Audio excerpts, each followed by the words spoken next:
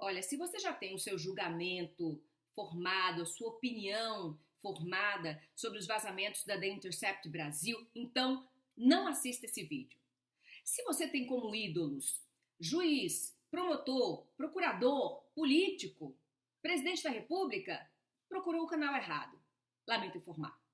E se você não entende, nem quer compreender, o papel do Poder Judiciário, o funcionamento da justiça no Brasil, o seu lugar, infelizmente, não é aqui. Procura outro canal. Dito isso, vou falar com os que ficaram, aqueles que estão interessados nos fatos.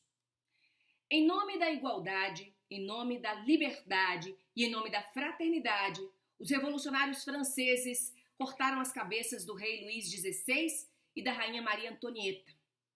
Em nome da revolução, Robespierre, o defensor do povo, o chamado incorruptível, mandou para a guilhotina os seus opositores, os girondinos, e também os seus companheiros de luta, os jacobinos. Em nome da justiça e em nome do povo, o grande líder da Revolução Francesa, Robespierre, foi ele mesmo guilhotinado por seus adversários por ter se tornado um líder cruel, um ditador, um déspota.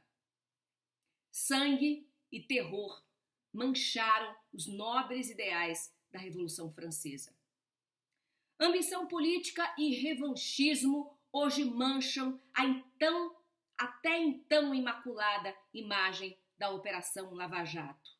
É que as mensagens trocadas entre o então juiz Sérgio Moro e o procurador Deltan Dallagnol, se comprovada a autenticidade, a veracidade desses diálogos, e tudo indica que eles são verossímeis, essas mensagens, elas são um verdadeiro ataque ao Estado democrático de direito.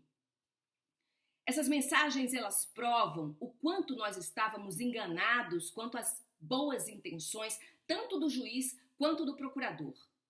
Os vazamentos estratégicos e seletivos antes da eleição presidencial, a ascensão de Sérgio Moro a ministro de Estado e agora a revelação dessa intimidade institucional promíscua entre Moro e Dallagnol, elas dão prova de que por trás da luta contra a corrupção, que é justa, havia sim um projeto de poder político que se concretizou exatamente com a nomeação de Sérgio Moro como ministro da Justiça do presidente Jair Bolsonaro. Sim, a relação entre juiz e promotor foi promíscua, pelo que a gente pôde ler do que foi apresentado pela The Intercept Brasil. E não adianta culpar a imprensa pelos vazamentos.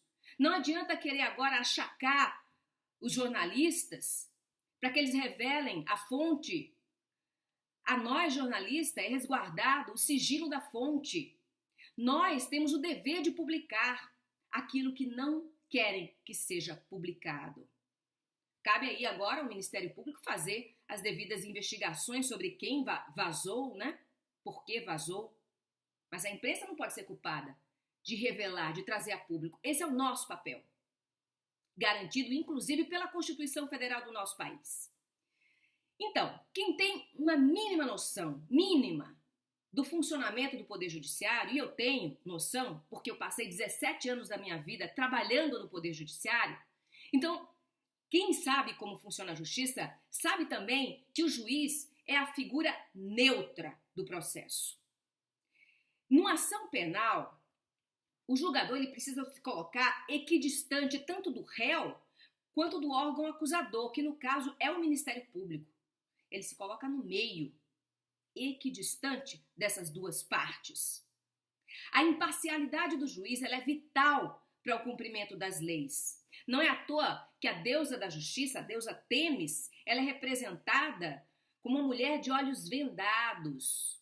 Ela é cega diante das partes, porque ela não pode julgar de acordo com as suas paixões, de acordo com as suas convicções, nem ideológicas, políticas, religiosas. A justiça ela não deve condenar ou absolver baseado na pessoa do réu.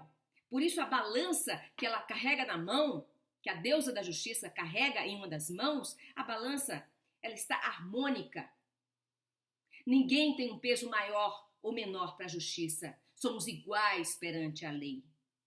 Então, o fundamento do juiz são as provas nos autos. E tudo que não estiver nos autos, quem trabalha com o judiciário sabe, tudo o que não está nos autos não existe para o juiz, não existe aos olhos do julgador.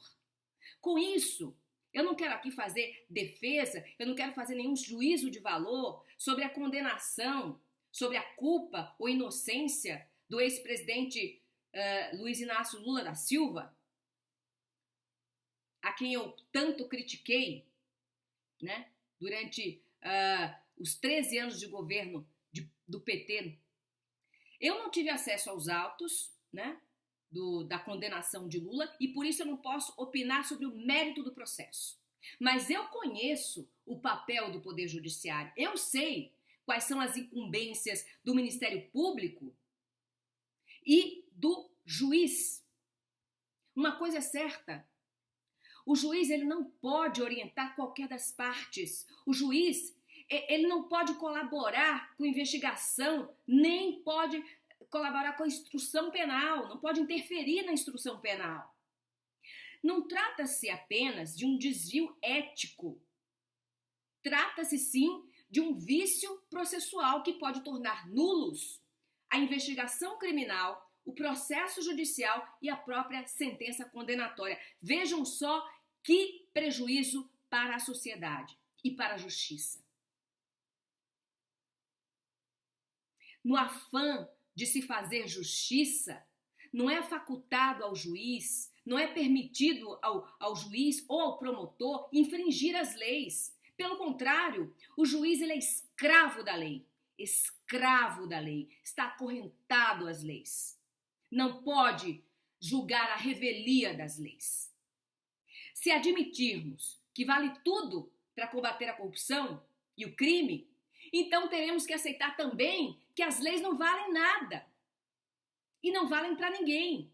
Então vamos ter que aceitar que se um juiz ou promotor pode fazer justiçamento no lugar de justiça, qualquer do povo também pode. Qual a diferença? Aí nós voltaríamos ao estado de natureza de Thomas Hobbes. O mundo sem limites, o povo sem leis, a guerra de todos contra todos. É isso que queremos? Essa história de um olho por outro olho, todo mundo sabe como termina. Todos ficarão cegos. Boa noite, Brasil.